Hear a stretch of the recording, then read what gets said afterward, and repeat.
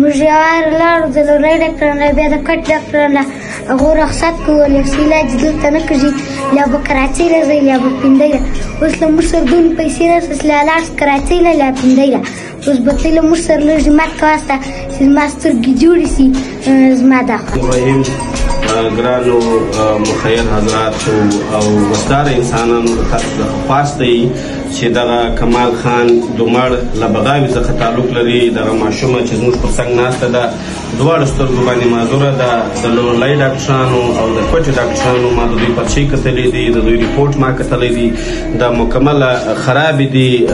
بالکل ختمې دي د دې اپریشن غواړي دواړه سترګې بیا په هغه هیلث کارت کې موږ د دوی ته لږ کاروایي برابره کړې ده خو بیا هم پر دې باندې ډېره خرچه راځي دوی دونه ناوسه دي چې دوی د کرایې پیسې نه لري دوی د هلته د تګ او هلته د رهایش پیسې نه لري که دوی پنډۍ ته لاړ شي او که دوی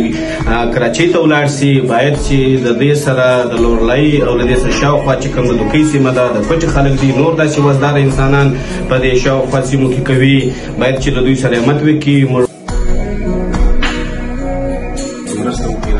بسم الله الرحمن الرحیم ملګری مرخو مجبره زه دا نجلۍ ما یاره کوټ ته لورلۍ له راولګېدې دوه درې واره کار نه کېدی بیا کوټ ته ما ولګېده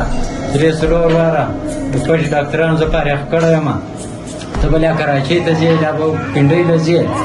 زه مجبره د کولې مزدور یم د خدای دوی نه لرم خو شاید څه مت را سره وکړو کور یوه ده په غبرګو سترګو ړنده زه د کولې مزدور یو وس نه لرم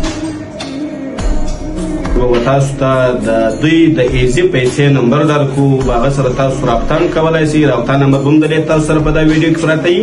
او ایزي پیسه نمبر به هم پراته وي پر هغه باندې مرسته ورسره وکړئ چې دا ماشومه ولاړه شي او د خپلو سترګو علاج وکړي او دا خپل یو خوشحاله